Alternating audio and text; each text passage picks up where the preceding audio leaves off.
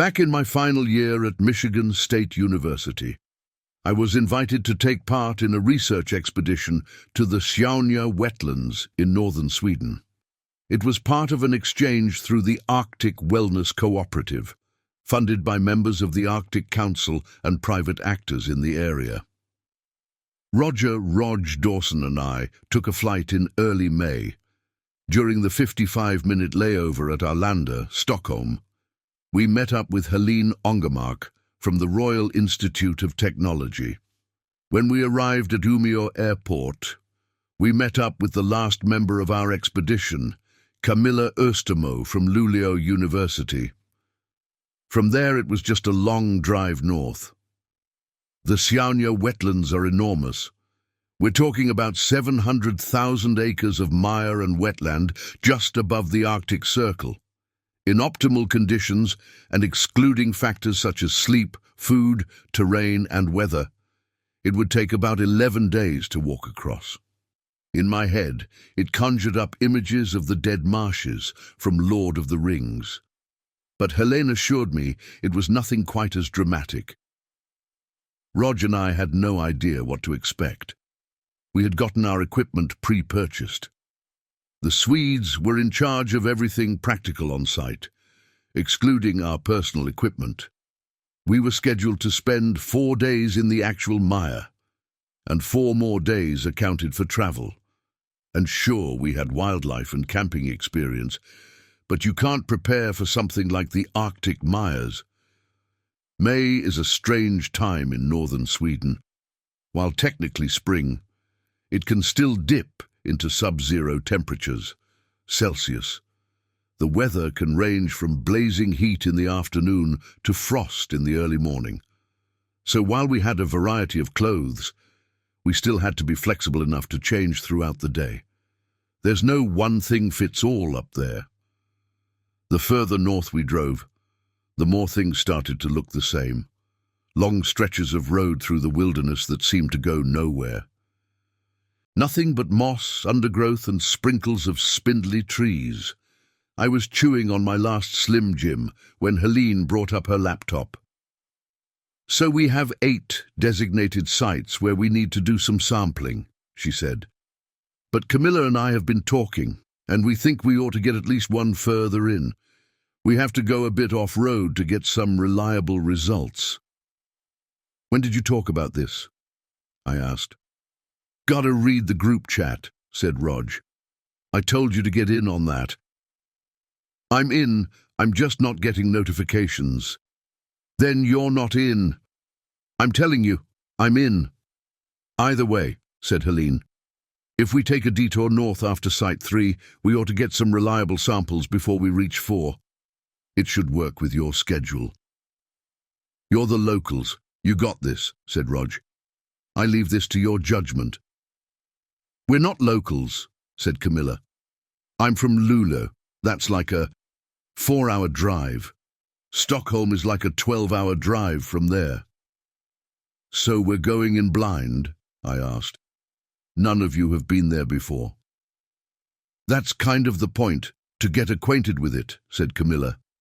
To get something for the next group to compare when they do another expedition in 5 or so years. All about long-term cooperation, smiled Helene, like it says on the website. Rog leaned over and patted me on the shoulder, holding up his phone. I just checked, and you're not in the group chat. We were stuck in that car all day. We reviewed our notes, plans, equipment, and route. Much of what spurred the expedition to begin with were reports of wildlife changes. The indigenous Sami people had moved their reindeer herds north, claiming that their animals were getting sick from the soil.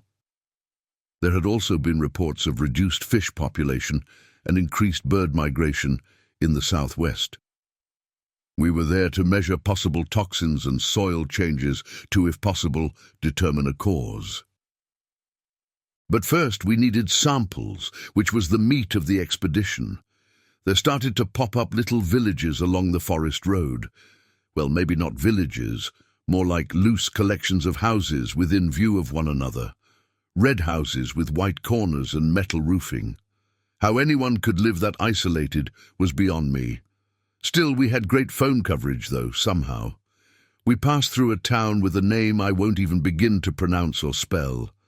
Too many vowels. It was our last stop before we got to the wetlands, so we made sure to stock up. Camilla got us some extra batteries. When we finally arrived, it was dark. We had been following a gravel road for the past 40 minutes. There were 6 houses in a semicircle along the road, one of which we had rented for the night. The rest were abandoned. Camilla dragged her stuff in and collapsed on the living room couch. Helene took the downstairs guest room. There was a second bedroom upstairs, with 3 smaller beds for Rog and me to occupy. I was asleep the moment my head hit the pillow. The following early morning, it was all hands on deck. Helene was preparing sandwiches in the kitchen while Camilla checked our equipment. All batteries charged, all containers properly marked and sorted.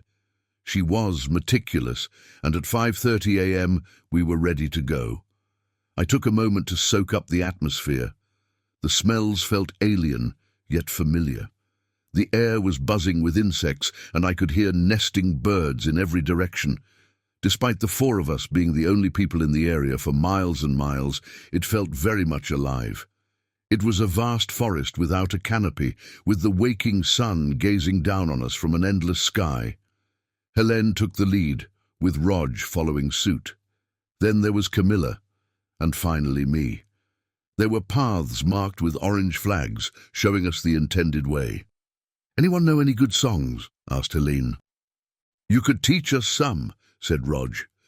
"Preferably something we can pronounce." "As long as we make noise," said Camilla. "It keeps the bears away." We began our rendition of Små Grodorna as we trotted along the path, going deeper into the wetlands. Minutes later, it was clear to me there would be no way to navigate the mire without those little flags. Everything looked the same. The same trees, the same bushes, the same moss, and no clear paths to follow. We weaved and bobbed through the mire.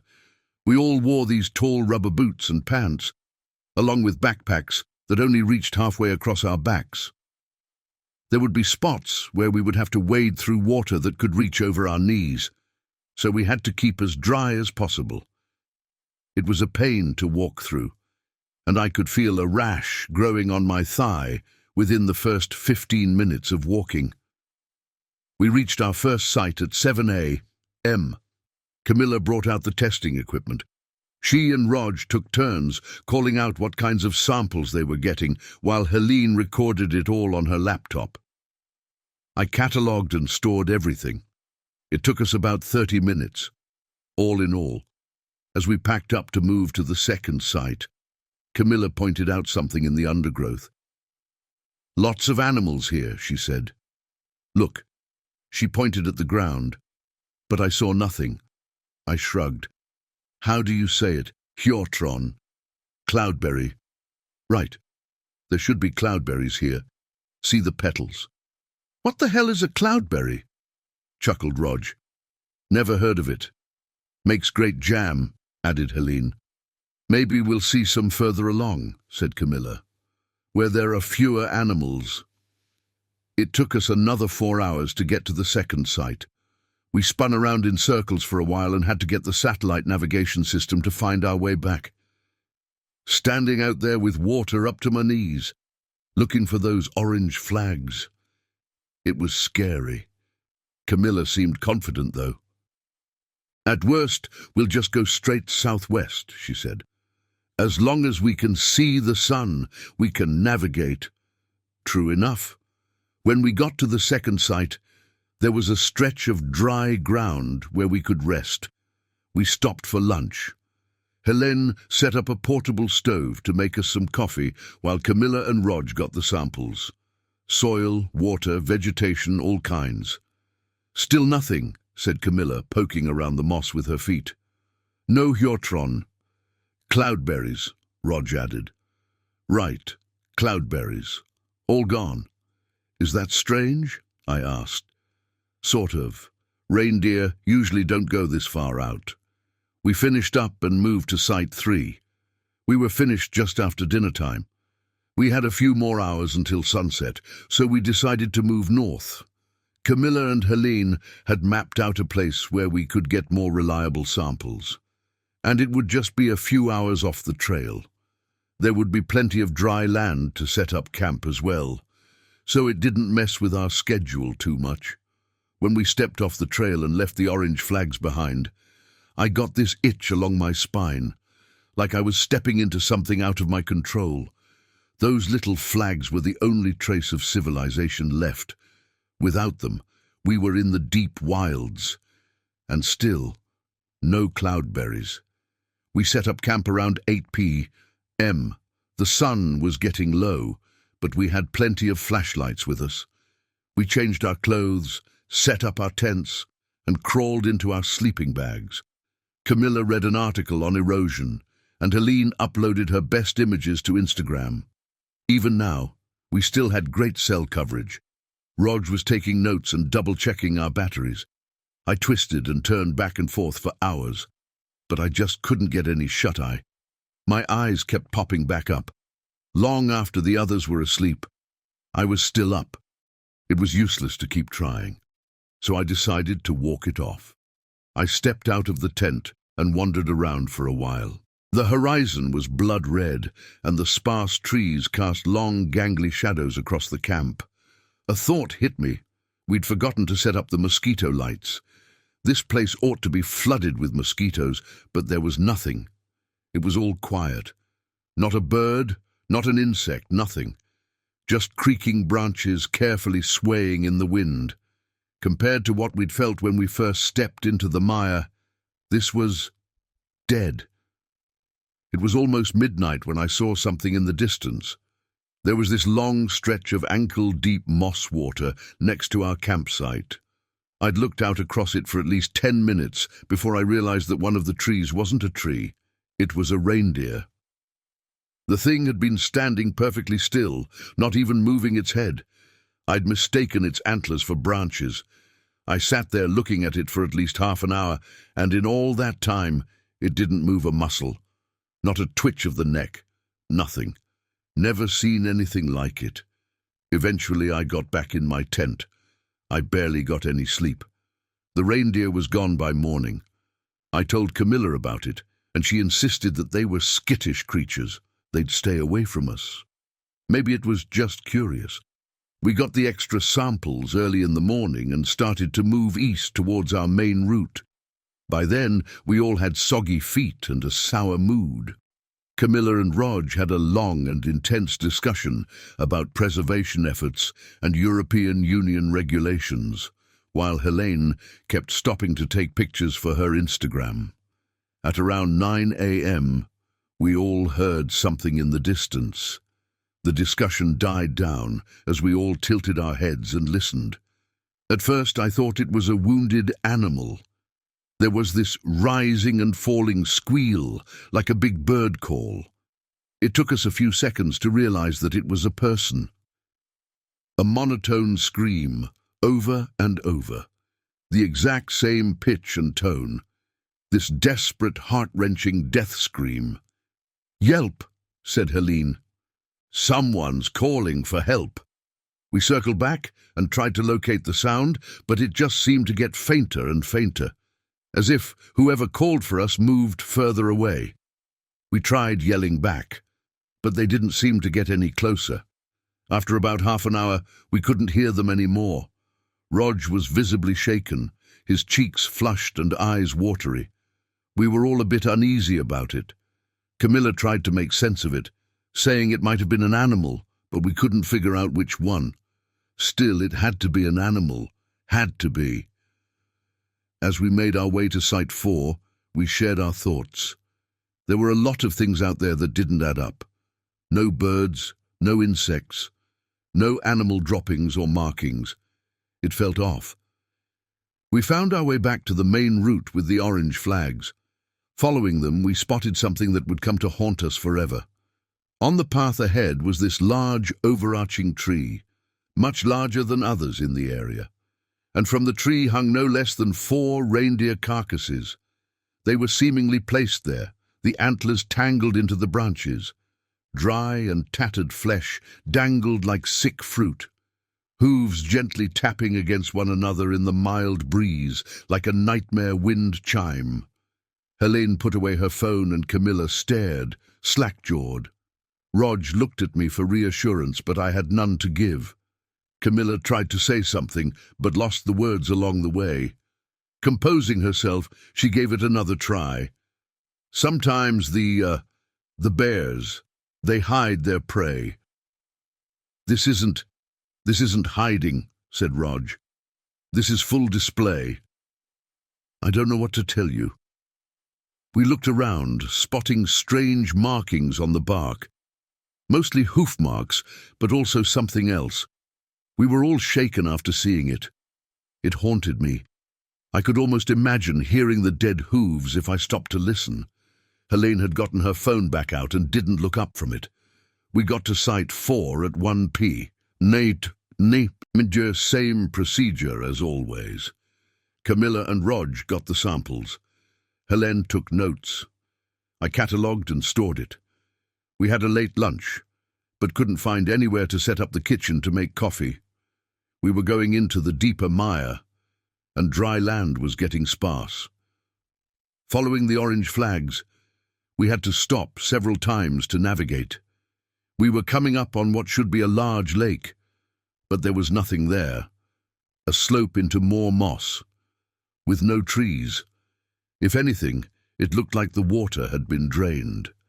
Helene took some pictures, but Camilla was convinced we were off track. There was no way a lake would disappear on its own. We had to be going the wrong way, no matter what the satellite navigation system was telling us. Still, we followed the flags, and just past 2 p.m., we got to this enormous open space where the trees spread out. We could see for miles ahead. And somewhere out there, we heard it. Again, someone calling out for help. The same monotone scream, the same pitch. This time we didn't call back. Instead, we just stood there listening. We identified at least 2 sources, one to the northeast, one to our west. The screams were coming from 2 different directions. "It has to be a bird," said Camilla. "That's not a fucking bird," whispered Helene. "That's a person." "What's more likely, Helene?" asked Camilla. "That a pair of identical twins are following us and calling out to us, or that we're hearing the echoes of a nesting bird?" "I don't think anyone here is an ornithologist," said Rog. "So we can't tell for sure. But yeah, I don't think that's a person. It's saying Jelp. Birds can't pronounce L or P. Say what you want, but that's something else." We went through Site 5 and stopped for the night halfway to Site 6. I was getting nervous. I kept imagining that repeated call for help out in the mire. I thought I saw antlers among the dead trees a few times. I was getting paranoid. Site 6 was our furthest point before we started to circle back, but this was dangerous territory. One sprained ankle could mean aborting this whole expedition. The orange flags had stopped some time ago. They didn't reach across our whole route. We were on our own from this point forward. Camilla was confident, though, and with only 3 more sites to go, we were ahead of schedule. There was barely enough dry land for us to set up our tents, but we made it work. The ground was moist, and I had a puddle of something cold next to my feet. It was uncomfortable, to say the least. I collapsed into an uneasy, but welcome, sleep. Rog gently shook me awake sometime in the middle of the night. He held a finger to his lips and motioned his hand to his ear, as if telling me to listen. There was that scream again, and it was much closer. I dressed myself and got out of the tent. Camilla and Helene were already up. We all huddled together at the edge of our camp, looking out across the mire. It was too dark to see, but the screamer couldn't be far off. Camilla held up her flashlight and gave us a nod. We nodded back. We had to see what this thing was. She turned on the flashlight. There were a dozen reindeer, about 60 feet ahead of us, all standing at the exact same angle, looking directly at us. No one blinking, moving, or recoiling from the light. We all froze, not wanting to make any sudden movement. These were supposed to be timid woodland creatures, but something was off. One of them slightly opened its mouth, stared at us, and called out a perfectly human yelp. Helene covered her mouth, holding back a scream. The reindeer, one by one, called out to us, all with the same mechanical movements and identical voice. Yelp. It was fucking eerie. Rog decided enough was enough and got up. He tried to make himself big, stretching out his arms and waving them up and down. He huffed and yelled, trying to scare them off. They didn't react in the slightest. That is, until the reindeer at the very front turned its head to look directly at him. It slowly raised its front legs and leaned backward. In a matter of seconds, it was standing upright like a human. The others coalesced around it, circling like a school of sharks, all while screaming out over and over, calling for help. Don't provoke it," whispered Camilla. They're sick. They look sick. We should go," said Helene. "Right now." No one argued. Camilla stood guard while the rest of us packed up as quickly as possible, all to the sound of constant screams for help. We were sloppy, but considering the panic I had building in my chest, it was a miracle we got anything at all. Rog and I were halfway through stuffing the tent into its bag when we heard something. Movement in the woods and another scream for help. This time from the west. Rog got another flashlight and checked it out. As he turned it on, I could see a dozen more eyes looking back at us. "They're everywhere," gasped Rog. "They're everywhere." It's a herd," said Helene. She was interrupted by another scream. This one by a reindeer right next to us, within arm's reach of Camilla. But the scream was lower, drawn out, and much clearer. The upright reindeer in the middle of the mire was still standing there, staring at us. As the scream died down, we all held our breaths. No one wanted to move. No one wanted to act. It all hung on a threadbare balance, and anything could tip the scales. Then chaos. Hooves came trampling through camp. These massive 300-pound creatures running completely wild, knocking into one another, crashing through bushes, running headfirst into trees, stumbling over rocks and roots. They were like frenzied sharks, smelling blood in the air. One of the reindeer reared up and bore down on Camilla over and over again. I could hear her chest snap as all air was pressed from her lungs. Her flashlight tumbled out of her hands, rolled into the mossy water, and was swallowed by the dark. Rog took off running, but didn't get far. One of them bit into his arm as he tried to get past, sending him reeling into the ground. From there, they had no trouble pounding him into a pulp, heavy hooves breaking bones like they were dry pasta. It was absolutely dreadfully morbid. I crawled on all fours, trying to keep out of sight. There were so many of them, but they only seemed to attack what was directly ahead of them. Still, one might stumble over me and decide to kill me, but I was running out of options.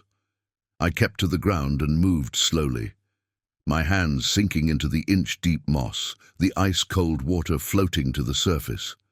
My veins ached. There was screaming all around me, and somewhere in the torrent of wails, both Rog and Camilla had gone silent. One of them almost tripped over me, giving me a mild kick to the chest. I say mild only because it didn't kill me, but I'm pretty sure it bruised a couple of ribs. Another stepped on my thigh, ripping open a 2-inch-long cut along the side. Still, little by little, I made it out. I kept going forward. No matter the sound, no matter the pain, I kept going. As the sun rose, I couldn't hear them anymore. I'd collapsed in the moss, panting like I'd run a marathon. There were no songbirds, no insects, nothing. Just me, the sun, and the mire. I used the elastic band from my underwear to make a makeshift bandage, using dry moss from a tree to soak up the blood. It wasn't a deep cut, but it could easily get infected. I could still stand, but I felt this sting of pain in my chest with every breath I took. I could see a deep bruise forming, going straight from blue to a reddish purple. I was lost. I was in the middle of nowhere, with little to no equipment. I've never been so freaked out in my entire life. I screamed and cried. I don't know for how long. One moment I wanted to lie down and just wait for someone to find me. The next moment I wanted to run blindly straight ahead. After a while I composed myself. I thought about what I'd learned about the area and what I'd seen. I knew there were flags put up along safe routes. I could also use the sun to navigate. If I went straight southwest, I should stumble upon the flags again. From there, I'd just have to follow them. I'd either pop back out where we started or on the other side of the wetlands. Still, either way would be a long walk, and there were no guarantees that I'd make it. But I had to try. I tried not to think, not to reflect. I focused on the road ahead and the position of the sun. Everything else was secondary. But every flash of what happened that night felt like a cut in my stomach. The way Camilla's flashlight disappeared. Roger's scream with that first bite. The only one I couldn't account for was Helene. I hoped against hope that she got out, that she had the same idea as me. Maybe I'd meet her down the line. If not, I could tell the police there was at least one person unaccounted for. They'd have to send a rescue party. I must have walked for hours. It is surreal to walk in a space where all you hear is yourself. There's usually some sort of external sound. A car passing by, a squawking bird, a humming motor. Something somewhere, off in the distance. Out there was nothing. Just the ever-present crackling sound of dry branches snapping under my heels as I limped forward step by step. I lost all concept of time and swayed back and forth between single-minded purpose and scatterbrained despair. But in a moment of clarity, I stopped to listen. The screams again. They were ahead of me, so they weren't following. They were merely in the area. I flinched as I saw branches move in the wind. My reptile brain thought they were antlers. I hunkered down and listened. Helene. This scream wasn't like the others. It wasn't the same sound over and over. They were different and irregular. She wasn't screaming for help, but in pain. She was alive. Now I had two choices. I could try and keep moving until I found the flags, and just hope to get out somehow. Or I could try to find Helene and her things. She had the satellite navigation system last time I checked. It was a battle between my instincts and my reasoning. I'd be putting myself in danger either way. But if I could help her in any way, I had to try. At the very least, I could try to fetch some supplies. I followed Helene screaming. She was heading straight north, deeper into the mire. She was on the move, slowly but surely. I measured the distance. After a while, she stopped screaming.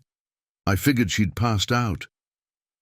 It took me about an hour of searching before I found something.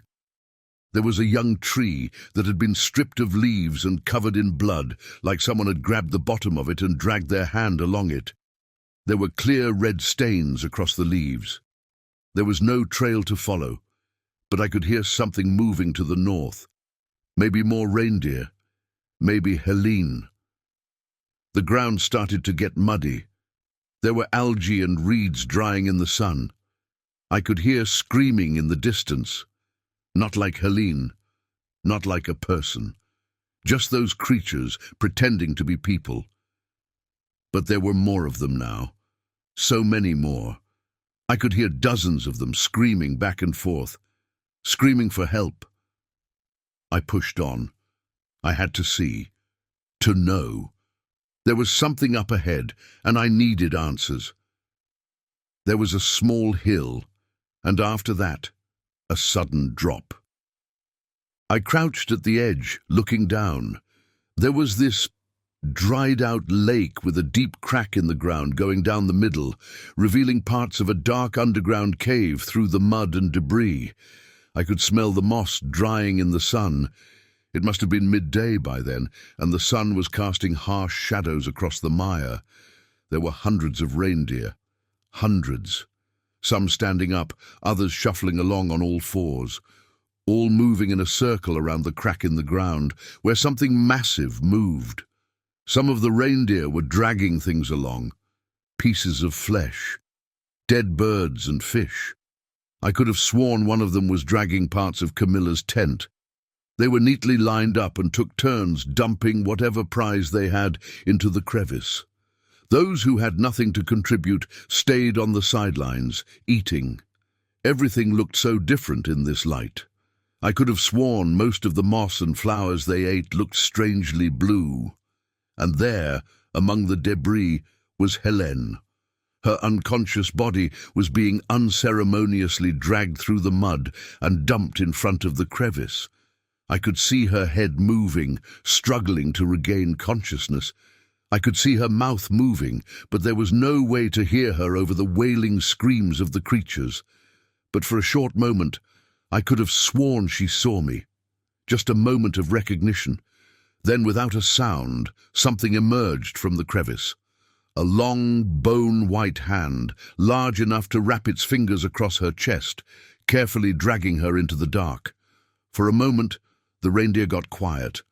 An awful crunch echoed through the makeshift clearing, and seconds later the reindeer made a new sound, this time in Helene's voice, a tired, barely conscious voice. "Come down," it said. "Help me." These 4 words were repeated over and over, by all of them, in her voice, in all constellations and combinations. "Come help, help come, down, help, help down." The horrid screams replaced by a dying whisper, a whisper intended for me. I was too afraid to move. I stayed there looking down. Every now and then, that large bone-white arm would emerge, sometimes to put away something inedible, sometimes to grab hold of a reindeer to drag into the deep.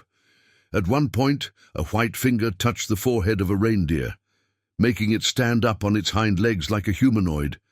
Those who stood up seemed to be of great importance, as the others circled them, but there was no one to save, and there was nothing left for me to gather. All that was left was for me to leave, and never look back. I kept going south. Every now and then I'd hear them, a whisper of, "Come help me," making its way through the sparse vegetation. Come help me. These things were everywhere, and they were looking for me. Reindeer have a great sense of smell, so I took a short dip in stale lake water to hide my smell. My leg would definitely get infected. I limped my way through the undergrowth, stopping only to listen for clues on what paths to avoid. By nightfall, I still hadn't found any flags. My leg was in such burning pain that I couldn't lean on it anymore, and my muscles ached. I was constantly out of breath, not wanting to draw too much air into my lungs, but I had to keep going. There was a good chance that I'd die out there if I had to spend the night in the open. Temperatures could easily dip into freezing. Once the blood-red sunset started to gleam in the distance, I knew I was short on time. My hands were shaking, and I could barely stand. I could barely move. Everything in me wanted to just sit down and hope for everything to be okay in the morning. It was so easy to trick myself into doing so, but I just kept going. I stopped. There was something up ahead. I caught a glimpse of eyes, reflecting the setting sun. For a moment, they locked onto me. And a second later, it burst into a sprint. I thought I was done for. I had no fight left in me. I turned to run, but I only made it a few steps before I tripped. Then, a gunshot. The reindeer collapsed next to me, those big black eyes meeting mine. It struggled to breathe. Help me, it whispered in Helene's voice. Come down, come help me, come. It didn't understand what it was saying. It was just noise, but there was something there. And as that reindeer opened its mouth to speak again, I caught a glimpse of it. Something thin and bone-white, lingering far down its throat. Something vaguely humanoid. A second pair of eyes, looking up. Then another gunshot. I was blinded by a flashlight. There were 3 men, all speaking Swedish, all dressed in some kind of logging company jackets with trucker caps. They all had these yellow reflective vests on them. I told them I didn't understand, and they changed to heavily accented English. British, American, one of them asked. American, I said. Attack, yes? They attack. He nodded. We know. Come. The 3 men dragged the reindeer away, tied a rope around its antlers, and made a great effort to hoist it up a nearby tree. Just like the tree I'd seen with the others just days prior. Keeps them here, said the man who had helped me. Make a Gran's border. Like a warning, I added. Yes, like a warning. He nodded. They understand. We looked up at the dead body hanging from the tree. They smarter here. No more. I was taken back to their base camp. About 8 people living in caravans. They gave me fresh clothes, hot dogs, beer, and warmed me up by the fire. They disinfected my thigh and stitched me up. While I tried to sleep off my upcoming fever, they called the police and the embassy in Stockholm. And the next day I was on a plane back to the United States, like nothing ever happened.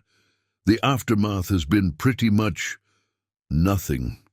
It was classified as an animal attack and dismissed. I talked to a few people from the Arctic Wellness Cooperative about it, and they called it a sincerely regretful incident and asked me to remain discreet as to not discourage future climate change studies. The Arctic Wellness Cooperative still operates in that area, by the way. I've gotten no answers as to what they've done with the soil samples, or if they ever looked into what I saw in the mire. All I know is that no one wants to talk to me about it. The only people I've gotten answers from were the hunters. They were eager to share their stories, claiming that the government refuses to listen. I'm still in email contact with some of them, and there's a lot to unpack. There was a quake in the mire. Something came out of the lake. It did something to the wildlife in the area. It stole hundreds of reindeer from local Sami herds. It seems to be expanding, stopping only where it finds immediate and violent resistance. And over time it seems to learn. This was some time ago, and I don't feel comfortable revealing the entire timeline. I don't want to give anyone more reason to silence me, but I know this is bound to happen again. Something similar happened in West Virginia back in 2013. A lake drained in Greenbrier Valley, and then all hell broke loose. It's only a matter of time before it happens somewhere more public, and when it does, remember, it seems to learn